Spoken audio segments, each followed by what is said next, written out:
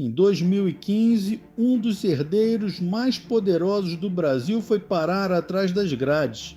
E isso sacudiu não só o mundo dos negócios, mas também os corredores do poder em Brasília e em toda a América Latina.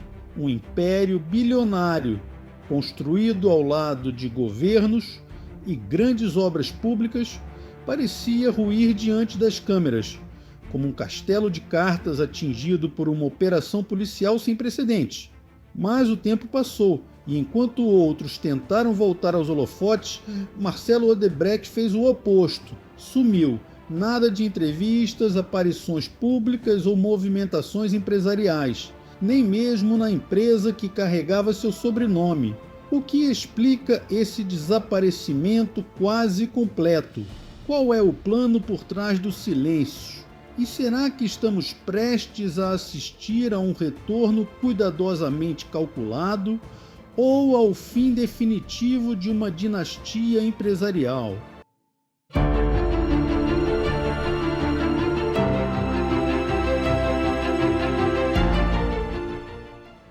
Marcelo Bahia Odebrecht nasceu em 1968, é engenheiro civil, formado pela Universidade Federal da Bahia e neto de Norberto Odebrecht, fundador de um dos maiores conglomerados de engenharia e construção da América Latina.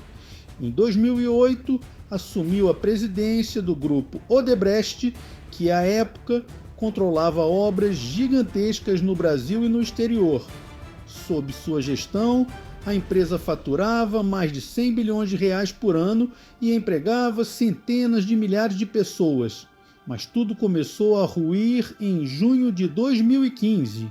A Polícia Federal bateu à porta da mansão de Marcelo em São Paulo.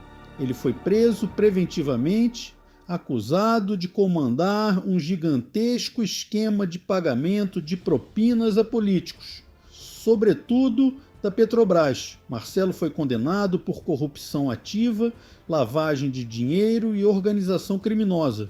A pena ultrapassava os 19 anos de prisão. Em 2016, aderiu ao acordo de delação premiada, detalhando repasses milionários a partidos e líderes políticos. Entre os nomes mencionados estavam Lula, Dilma, Aécio Neves e outros expoentes da política nacional. Nos anos seguintes, cumpriu pena em regime fechado, depois domiciliar com tornozeleira eletrônica e finalmente teve a pena extinta em 2023, após 7 anos de cumprimento do acordo. Em 2024, parte de suas condenações foi anulada pelo Supremo Tribunal Federal por irregularidades processuais, especialmente aquelas julgadas por Sérgio Moro. Mas os processos não acabaram, ele ainda responde a outras ações. O nome Marcelo Odebrecht virou sinônimo de escândalo e foi decisivo para o enfraquecimento do grupo que hoje, rebatizado de Novo Honor, tenta sobreviver ao colapso de imagem e finanças.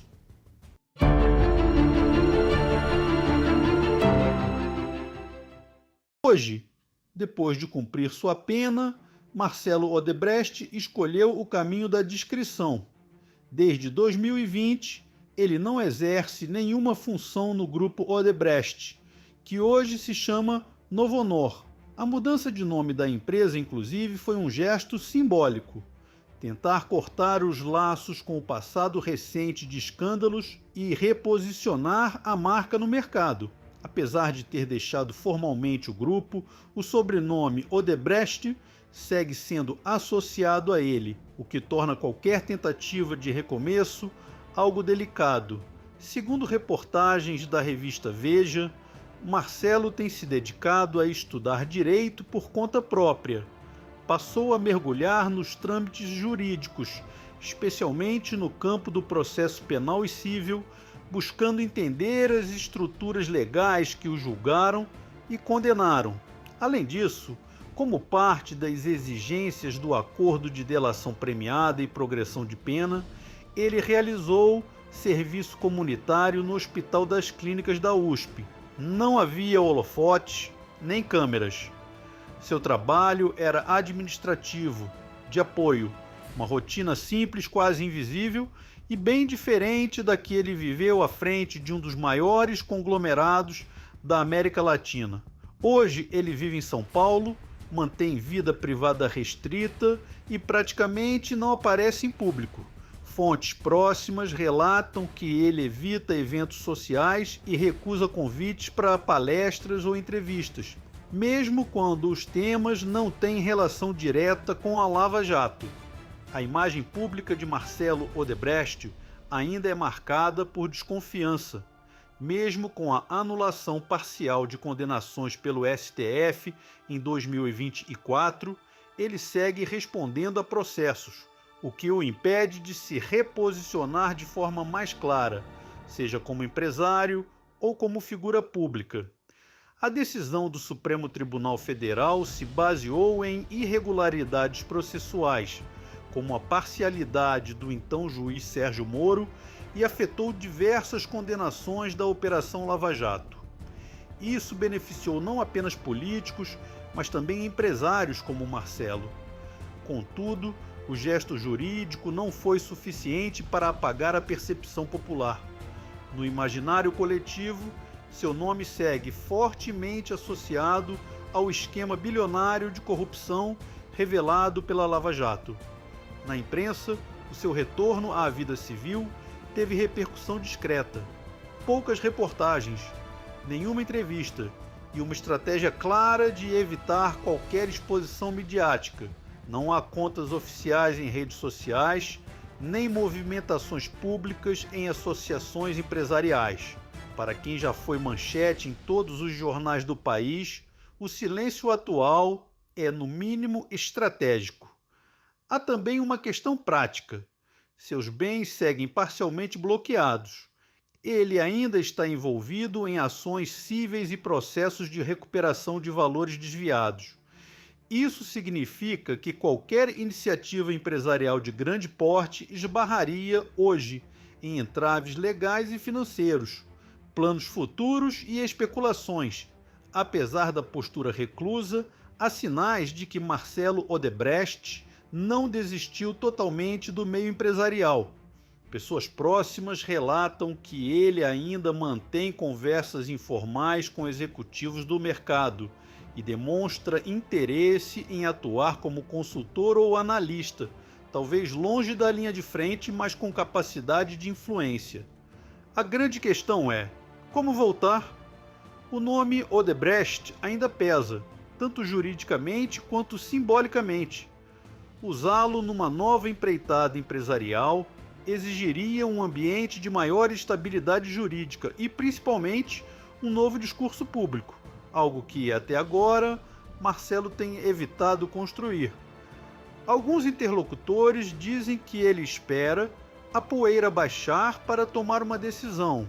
Outros especulam que ele pode buscar mercados fora do Brasil, onde sua imagem não esteja tão diretamente vinculada à Lava Jato.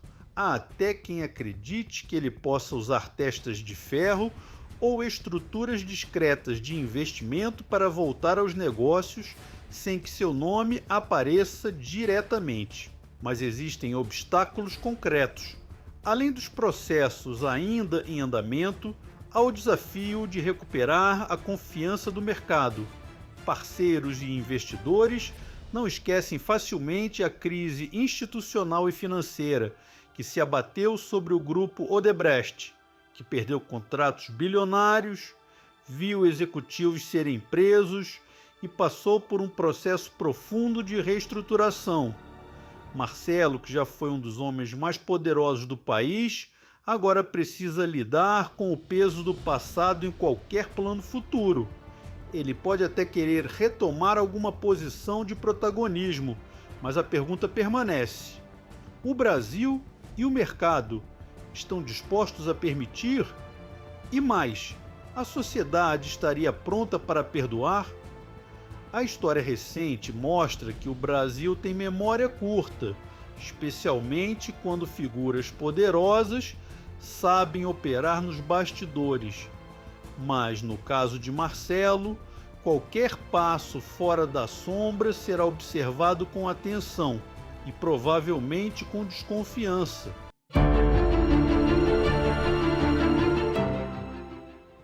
A história de Marcelo Odebrecht não é apenas a de um empresário preso.